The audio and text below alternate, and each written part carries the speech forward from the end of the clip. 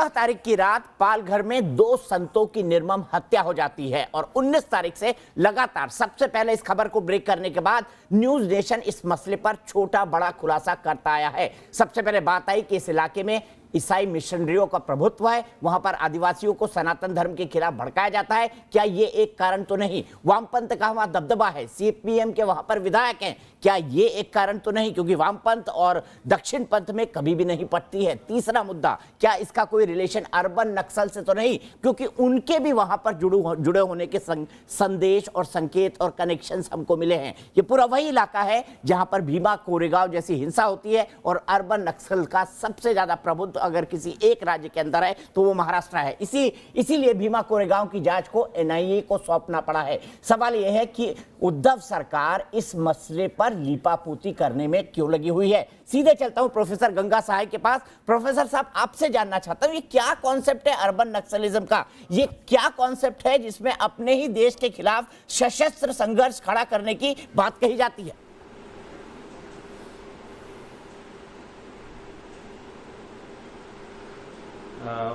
देखिए, सबसे पहले तो मैं आपसे ये बात कहना चाहता हूँ कि जिस घटना को लेकर आप बहस कर रहे हैं बहुत ही निंदनीय घटना है, लेकिन आप उसके मूल कारण पे नहीं जाना चाहते और आप अपनी बहस को कहीं और ले जाना चाहते हैं। सर, मूल कारण आप बता दीजिए। के माध्यम से देश की जनता को भ्रमित करना चाहते हैं। आप समझिए कि हाँ, मूल कारण ये है, आपने विधायक को जिम्मेदार ठहरा दिया कि फला पार्टी का विधायक है। मैं तो नहीं जानता कौन सी पार्टी का विधायक है, कौन विधायक है, लेकिन इस देश में भीड़ तंत्र विकसित होने की प्रवृत्ति पिछले वर्षों में देखी गई है। भीड़ द्वारा, सुन लीजिए, भीड़ द्वारा लोगों की हत्या करने की प्रवृत्ति शुरू हुई है और मीडिया चैनलों को ये बात तब पता चली है जब साधु संतों की हत्या शुरू हुई है। सबसे पहले मीडिया ने इसमें सांप्रदायिक एंगल खोजने की कोशिश की, जब स्वयं महाराष्ट्र सरकार ने उसका स्पष्टीकरण दिया और मीडिया नाकाम रहा, तो अब मीडिया अर्बन नक्सल, सीपीएम और पता नहीं क्या क्या उसके लिंक खोजने की कोशिश कर रहा है। जिन गौतम नवलखा, मेरी उनसे कोई हमदर्दी या दोस्ती नहीं है, लेकिन जिन गौतम नवलखा की बात आप कर रहे हैं उनको दोषी साबित करने की कोशिश कर रहे हैं। भीमा कोरेगांव की घटना को आप दोषी साबित करने की कोशिश कर रहे हैं। उन गौतम नवलखा के साथ आनंद तेल तुगड़े भी थे। ये ऐसे लोग हैं जो बहुत बड़े बुद्धिजीवी हैं और एक बार उनके आर्टिकल पढ़िए ईपीडब्ल्यू में, एक बार उनकी किताबें पढ़िए, उनके अध्ययन को देखिए आप। जो उन्मादी भीड़ का कॉन्सेप्ट निकल करके आया, थोड़ी समझ आपकी विकसित होगी और आप समझ पाएंगे कि इस देश में एक ऐसी भीड़ तैयार की जा रही है क्योंकि देश में नौकरियां नहीं है, रोजगार नहीं है, तो लोगों को किस नाम पे मतलब साधुओं को मार दो, रोजगार नहीं है, नौकरियां नहीं है, इसलिए संतों को मार दो। आज का ये प्रोग्राम, संतों को मार दो। स्वयं ये प्रोग्राम, इसकी प्रकृति, ये प्रवृत्ति जो सामने आएगा उसको मारने की प्रवृत्ति शुरू कर दी जा चुकी है। आपका ये प्रोग्राम भी वही काम कर रहा है कि आप एक मीडिया ट्रायल कर रहे हैं, एक स्वतंत्र जांच नहीं होने देना चाहते, लोगों की भावनाओं को भड़काने की कोशिश कर रहे हैं, चीजों को मैनिपुलेट करने की कोशिश कर रहे हैं। और सबसे पहले कोई खास इसका चिन्हित किया गया और जब ये प्रवृत्ति विकसित होगी तो इसका लक्ष्य हर कोई होगा। इसलिए इस प्रवृत्ति को रोकने की जरूरत है, इसके खिलाफ अवेयरनेस फैलाइए। अवेयरनेस ही फैला रहा हूँ, अवेयरनेस ही फैला रहा हूँ, मैं किसी को दोषी नहीं ठहरा रहा हूँ। प्रोफेसर साहब, हमारे लोगों को बचाने की जरूरत है। इस देश, ये अवेयरनेस नहीं फैला रहे आप। ये दुनिया का सबसे बड़ा लोकतंत्र है, ये दुनिया का सबसे बड़ा लोकतंत्र है। नाम नहीं है, जबरन आप लिंक क्यों साबित कर रहे हैं? ठीक है राजीव जेटली जी, राजीव जेटली जी, साक्ष्य दिखा दिया मैंने आपको देख लेना था, आपको मेरी स्टोरी देख लेना था। आप चाहेंगे तो मैं आपको तमाम कनेक्शन भेज दूंगा। राजीव जेटली जी, फिर मैं फाइल रोज की जगह जाऊंगा। मैं इनकी बात का जवाब देना चाहता हूं, शायद इनके पास जानकारी का अभाव होगा। ये बेल्ट ऐसी है, नक्सली बेल्ट, जिसके अंदर संतों की हत्या पहले भी होती आई है। सच्चिदानंद महाराज थे, उनकी भी हत्या इसी बेल्ट के अंदर हुई थी और तब हमारी सरकार नहीं थी वहां पे और ये माहौल भी नहीं था जैसे आप कह रहे हैं। और मैं दूसरी बात स्पष्ट करना चाहता हूं, अगर चोर आपसे चोरी करना चाहता हो और आप उसे स्वेच्छा से सब कुछ दे दें तो आपकी हत्या नहीं करेगा। आपकी हत्या तभी की जाती है जब आप प्रोटेस्ट करते हैं, विरोध करते हैं, तो यहाँ पर जो प्रथा चल रही थी धर्मांतरण की, उसको तो पीछे से पोषण मिल रहा था, ऊपर से उनको आदेश था इस काम को करने के लिए, तो कहाँ रुकावट आनी थी? रुकावट जब आती है, जब चीजें बदलती हैं, उसके बाद आप उग्र हो जाते हैं, उग्र होने के बाद आप हत्याएं करते हैं। तो ये कोई खेल आज का नहीं चल रहा। संतों से नफरत कम्युनिस्ट और ये जो माओवादी हैं, इनकी बहुत पुरानी प्रथा चली है। और इन्होंने अर्बन नक्सलिस्ट है, उन्होंने तो देश के प्रधानमंत्री के खिलाफ भी षड्यंत्र रचा कि देश के प्रधानमंत्री को की हत्या ऐसी करेंगे जैसी कभी राजीव गांधी जी की हत्या हुई थी।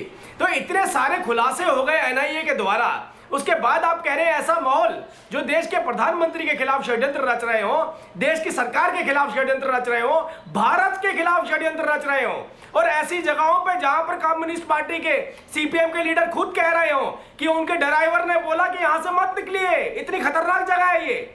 आप उस माहौल की बात बता रहे हैं कि यहाँ पर मॉब लिंचिंग हो रही है। नहीं, और पुलिस कह रही है, पुलिस कह रही है कि यहाँ पर हर इलाके में हम नहीं पहुंच सकते। पुलिस के एसपी ने साफ साफ कहा कि यहाँ के हर इलाके में हम नहीं पहुंच सकते। सवाल यह है कि 70 साल बाद ये देश इन इलाकों के हाथों पंगु क्यों बना हुआ है? ये तो अवेकनिंग का कॉल है, ये तो जाग जाने का कॉल है। सीधे मैं चलता हूँ बरखा तरेन के पास। बरखा, क्यों ये सोच ऐसी है जो देश के खिलाफ, देश की संस्कृति के खिलाफ, देश की भावना के खिलाफ खड़ी हो जाती है? क्यों वामपंथ की सोच ऐसी है, बताइए बरखा।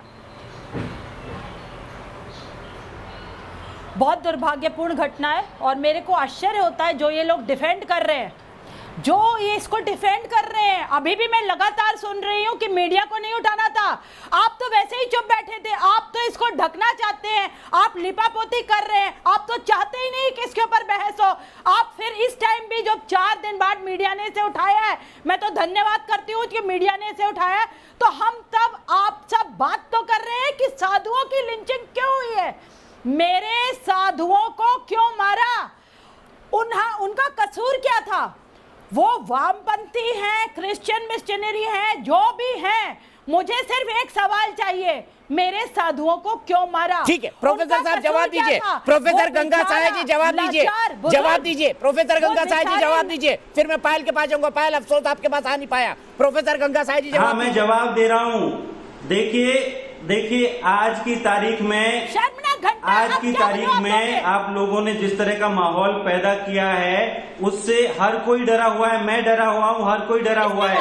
आपने देश की जनता को भीड़ में बदल दिया है, एक उन्मादी भीड़ में जो किसी को भी मार सकती है। आप जांच की इंतजार नहीं करना चाहते, आप जांच नहीं चाहते, आप किसी को दोषी साबित करना चाहते हैं, आप जांच के पक्ष में नहीं है। मैं सवालों को उठा रहा हूँ, मुझे बताइए प्रोफेसर साहब, प्रोफेसर साहब मुझे इस बात का जवाब दीजिए। जिस पुलिस ने प्रोफेसर साहब इस बात का जवाब दीजिए, जिस पुलिस ने साधुओं को हैंडओवर कर दिया, आप उसी पुलिस से चाहते हैं वो न्याय देगी, वो अपने को बचाएगी या न्याय देगी? बताइए। उन पे हत्या का केस भी नहीं चलेगा, बताइए, आप बताइए ना, यानी जवाब दीजिए। के पक्ष में है या नहीं? एनआईए से जांच कराइए, सीबीआई से जांच कराइए। क्यों नहीं दे रहे हैं? क्यों नहीं दे रहे हैं? एनआईए को क्यों नहीं दे रहे हैं? सीबीआई को क्यों नहीं दे रहे हैं? टालमटोल क्यों की जा रही है? जवाब दीजिए। टालमटोल क्यों की जा रही है? जांच होनी होती है। देश के कुछ चुनिंदा नेता चुप क्यों बैठे हैं? पक्ष में हूँ। आप भी अपने मंच से, आपके पास इतना बड़ा चैनल है, अपने चैनल से मांग उठाइए कि इसकी जांच उच्च स्तरीय समिति। सर, मैं तो पहले दिन से, जिस दिन से स्टोरी ब्रेक करी है, 19 तारीख से यही मांग कर रहा हूँ, 19 तारीख से यही मांग कर रहा हूँ। लेकिन आप जैसे लोग जो हर बात पे कॉन्स्पिरेसी लाते हैं, वो भी इस देश की इस हालत के लिए जिम्मेदार है। लगातार 4-5 साल से लोगों को सांप्रदायिक बनाने की कोशिश कर रहे हैं, बना रहे हैं, उन सबकी जांच होनी चाहिए। चलिए, आपके लिए गौतम नवलखा आदर्श है, मेरे लिए नहीं है। मेरे लिए वो आरोपी है और उन्होंने प्रधानमंत्री की हत्या का षड्यंत्र रचा है। सीधे चलता हूँ पायल रोहतगी के पास। पायल रोहतगी, मुझे बताइए, वामपंथ इतना जहर क्यों घोलता है? देखिए, मैं पालघर लिंचिंग्स को बहुत क्लोजली पढ़ रही हूँ और अभी मैंने ऑब्वियसली 40 मिनट्स आपका ये शो देखा, सुना और मुझे ये समझ पड़ा है कि तलासर तहसील जो गाढ़ चिंचले में है इन पालघर जिला, वहां पर ये इंसिडेंट हुआ जिसके ऊपर मैंने बात पहले भी की थी। And this place has group gram panchayat which consists of padas and padas include 10 to 20 houses. अब इन 10 और 20 घरों से 500 लोग की भीड़ इकट्ठी नहीं हो सकती। तो ये 500 लोग की भीड़, मोबिलाइज्ड भीड़ जो हमने देखी सोशल मीडिया के वीडियो के अंदर, जो बहुत वायरल हुआ, जिसकी वजह से every news channel had to carry this story. मैंने ये भी पढ़ा है कि कष्टकरी संगठन इज अ क्रिश्चियन मिशनरी संगठन जिनके लोग पकड़े गए। अब नाउ दिस गार्ड चेंज की sarpanch is a Bhajpa lady Chitra Chaudhary, जिन्होंने कहा है कि उसने साधुओं को इन फॉरेस्ट सेफ हाउस में रखा था। मगर फॉरेस्ट सेफ हाउस में रखना एक इंसिडेंट था और दूसरा इंसिडेंट था फॉरेस्ट सेफ हाउस से पुलिस वाले को इन साधुओं को बाहर निकाल के इन 500 की भीड़ के सामने फेंकना, वो दूसरा इंसिडेंट था। अब तो ये जो इंसिडेंट हुआ मॉब लिंचिंग का, वो एक हीटेड इंसिडेंट नहीं था, ये प्रॉपरली प्लान्ड इंसिडेंट था। Kasa Taluka was nearest to where this ghatna happened and the police took 2 hours to come, जबकि the road distance is 25 minutes only। तो कहीं ना कहीं ये षड्यंत्र रचा गया, जो I think 10 दिन 20 दिन पुराना षड्यंत्र नहीं है, एक बहुत समय से बना हुआ षड्यंत्र है, जहां पे इन साधुओं को लाया गया, 2 घंटे के लिए वेट करवाया गया फॉरेस्ट सेफ हाउस में और फिर वहां से पुलिस वाले ने उनको बाहर निकाला और मॉब के सामने फेंका। अब जितना भी आप इस इंसिडेंट के ऊपर पढ़ते हैं, पता चलता है कि there are tribal organisations also working in this area, क्योंकि सीपीआई के एमएलए है एंड लोगों का सोच विचारधारा बहुत वामपंथी है। ये जो ट्राइबल ऑर्गेनाइजेशंस होते हैं, ये बहुत ज्यादा एक्सट्रीम हिंसा में बिलीव करते हैं और वो यंग युवाओं को ब्रेन वॉश करते हैं, आदिवासी युवाओं को, कि आप भगवान राम या शिव जी या गणेश जी की पूजा मत करिए, आप वाघ देवता की पूजा करिए, आप रावण की पूजा करिए। तो एक बहुत ज्यादा वायलेंट मेंटालिटी है ऐसी एरियाज में जहां पे लेफ्ट लोग राज करते हैं। ठीक है, बिल्कुल सही कहा। मैं पायल, मैं भी यही कह रहा हूं। मैं सुनीत चोपड़ा जी को लाऊंगा। पायल और सुनीत चोपड़ा जी को आमने सामने रखिए। सुनीत चोपड़ा जी जवाब दीजिए। पायल वहां की ग्राउंड रियलिटी बता रही है, शायद पालघर को आप भी नहीं समझ पाते होंगे। बोलना बंद करो, आप देशद्रोही काम कर रहे हैं, बंद करो। 3 बार अटैक हुआ है, तीसरा अटैक साधुओं पे था। साधु बिना कहे वहां से आए, बिना पास के आए, छुप के क्यों आए, उसका जवाब इंक्वायरी, ये बकवास। अरे सर, आपकी सरकार एनआईए को जांच दे देना। पायल जवाब दीजिए, पायल जवाब दीजिए सुनीत जी को। पायल, और 72 बीजेपी के लोग, 72 बीजेपी के लोग हैं। इतनी हिंसा क्यों होती है आपके रूल के अंदर, गाँव के अंदर सब क्यों होती है? तो आपके एरिया आने के लिए इतना टाइम क्यों लगता है? जो एरिया में दंगल होते हैं वहाँ पर पुलिस को जाने में क्यों डर लगता है? तो this is wrong. No sir, नहीं है ये तीसरी घटना हो या दूसरी घटना हो, इतनी घटनाएं वहाँ जाना जरूरी था। गलत रास्ते से गए, क्योंकि अरे सर गलत रास्ते से गए, उनका देश है, गलत रास्ते से तो गए, तो क्या वहाँ के लोकल लोग उनको मिलके मार देंगे? बताइए, जवाब दीजिए। Why so much of violence in that area? क्योंकि एक पड़े से दूसरे पड़े में जाने के लिए 1-2 किलोमीटर का रास्ता है। लॉकडाउन नहीं हो सकती सर, लॉकडाउन। अरे तो साधुओं ने लॉकडाउन तोड़ा, तो 500 और लोगों ने लॉकडाउन नहीं तोड़ा। सुनीत चोपड़ा जी, जो आपके समर्थक हैं, वो आदिवासी जिनको आपकी विचारधारा भड़काती है सनातन धर्म के खिलाफ, जवाब दीजिए। बीजेपी के टिकट पे जीती है मिस चौधरी, जो वहाँ की सरपंच है। मेरे सामने तो झूठ सरपंच तो बचा रही थी सर 2.5 घंटे तक, उसको मार के भगा दिया आपके समर्थकों ने, आपको ये भी पता है। बचा रही होती तो पुलिस को बताइए सर, पुलिस वाला 2 घंटे के बाद साधुओं को भीड़ के सामने बाहर क्यों लेकर आया, जब पता था कि वो भीड़ थी? बिल्कुल नहीं था कि वो इमीडिएटली हुआ। 2 घंटे वो 2 साधु तो ये एक प्रॉपर्ली प्लान 10 साल के बाद हारी है। हाँ जी, और गोडसे की तरह गोडसे वायरस के मरीजों ने ये। सुनीत चोपड़ा जी, चलिए मैं प्रोफेसर साय के पास चलता हूं। पायल आप रहिएगा। प्रोफेसर साय, बताइए, जहां पर जिनकी आप तारीफ कर रहे हैं, गौतम नवलखा, जिनको बोल रहे हैं बहुत बड़े इंटेलेक्चुअल है, बहुत बड़े बौद्धिक आदमी है, उनकी सोच में हिंसा कैसे है? बताइए प्रोफेसर साय, उनकी सोच में हिंसा क्यों है? उनकी सोच में हिंसा नहीं है, आपकी सोच में हिंसा है।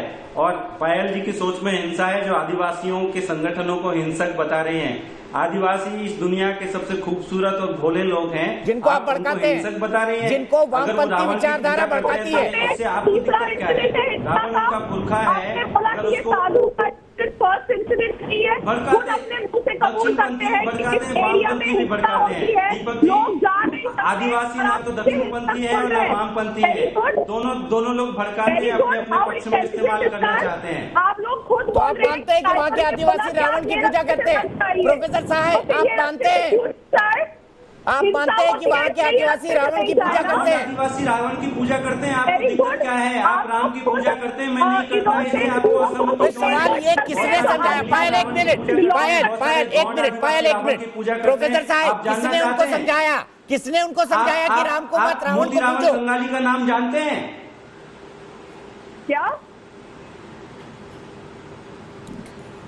ये किसने समझाया कि राम को पूजो? आदिवासी हिंदू नहीं है, याद रखिए आप। आदिवासी सिर्फ आदिवासी है, उनको ईसाई मिशनरी अपने पक्ष में मोड़ना चाहते हैं, हिंदू अपने पक्ष में मोड़ना चाहते हैं। चलिए, आदिवासी हिंदू भाषा के बहुत बढ़िया, बहुत बढ़िया। रावण कंगाली के बारे में आप जानते हैं? आप जानते हैं राम ने रावण के साथ युद्ध आदिवासियों के साथ मिलकर लड़ा था। राम ने रावण के खिलाफ युद्ध आदिवासियों के साथ मिलकर लड़ा था। जातिवादी करते हैं आप लोग अपना ऑर्गेनाइजेशन चलाने के लिए। नहीं, आपकी ये गलत। ठीक है, मैं जनरल बख्शी के पास चलता हूँ। जनरल बख्शी, आदिवासी ना हिंदू है ना क्रिश्चियन है। आदिवासी हिंदू नहीं है, आदिवासी रावण को पूजे तो गलत क्या है? ये सोच कौन भरता है सर? कौन समझाता है इन आदिवासियों को कि राम को नहीं रावण को पूजो, दुर्गा को नहीं महिषासुर को पूजो और देश के खिलाफ खड़े हो जाओ? और कौन उनके हाथ में AK-47 देता है ताकि 75 के 75 CRPF के जवान मार डाले? हाँ, वो बेचारे बहुत भोले भाले सीधे लोग हैं। कौन भड़काता है उनको देश को तोड़ने के लिए? 75 CRPF मारना, क्या कहेंगे आप इसको? ये राष्ट्रद्रोह है, देशद्रोह है, और इसकी जड़ें आपके जेडीयू में जाती है, जहां आप जैसे लोग वहां पे बच्चों को भड़काते हैं, बच्चों के दिमाग में जहर भरते हैं कि कैसे कैसे अपने देश को तोड़। एक और बात मैं कहना चाहूंगा, ये सिलेक्टिव आउटरीच, जब पहले कुछ इंसिडेंट्स हुए, मैं कहता हूं जो भी मॉब लिंचिंग का इंसिडेंट है वो गलत है, स्ट्रिक्टेस्ट एक्शन लेना चाहिए, rule of law must be enforce. लेकिन इस देश में बड़ा सिलेक्टिव आउटरीच होता है। अगर एक पंथ के लोग मारे जाए, हाहाकार, सबसे ज्यादा हाहाकार ये सुनील चोपड़ा जी और ये JNU के प्रोफेसर साहब मचा रहे होते अगर कोई दूसरे पंथ के लोग मरते। लेकिन अगर कोई बेचारे हिंदू संत मरे हैं, ये मुस्कुरा रहे हैं। देखिए इनको, देखिए जरा प्रोफेसर साहब। ऐसा है बख्शी जी, हम तो हर मौत के खिलाफ है, हर हत्या के खिलाफ है, इस भीड़ तंत्र के खिलाफ है जो आपने विकसित किया है अपने भड़काऊ भाषणों से। क्या विकसित तंत्र? देश को आप तोड़ेंगे मेरे? हम लोग देश के लिए लड़े हैं, मरे हैं कि आप जैसे लोग मंद मंद मुस्का के देश को तोड़ें, हमारे लोगों को बढ़ाएं? ये कब तक चलेगा? कोई तरीके से 500 की भीड़ इकट्ठी नहीं की जा सकती थी मुस्कान से दिक्कत है। आप जो है आप अभिव्यक्ति की आजादी की बात करते हैं। अरे भाई, तो ये मान करिए ना कि उसकी निष्पक्ष जांच होनी चाहिए, उच्च स्तरीय जांच होनी चाहिए। आप किसी को आरोपित क्यों कर रहे हैं, मीडिया ट्रायल क्यों कर रहे हैं? आप जनरल साहब खड़े होकर सोनिया गांधी जी के पैसों पे देश में ये वो लोग संविधान में आस्था है, इसीलिए उस एजेंडा पे चल रहे हैं। ये शक्ल से जो नजर आते हैं, पहनावे से नजर आते हैं, इनकी हकीकत वो नहीं है। इनकी हकीकत तो बहुत अलग है। बहुत मोटा इनको समर्थन मिलता था, फाइनेंशियल सपोर्ट मिलती थी।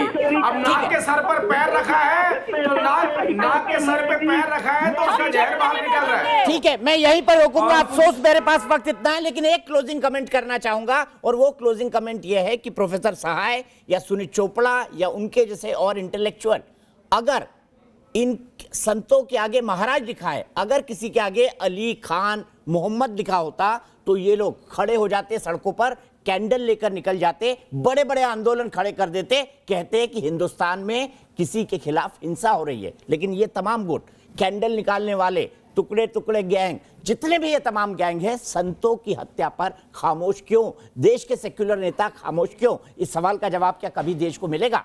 हमारी इस खास पेशकश में फिलहाल एक ब्रेक, 9 बजे फिर हाजिर होऊंगा खोज खबर के साथ। लेकिन न्यूज नेशन एक ऐसा चैनल है जहां पर खबरों का सिलसिला कभी नहीं थमता।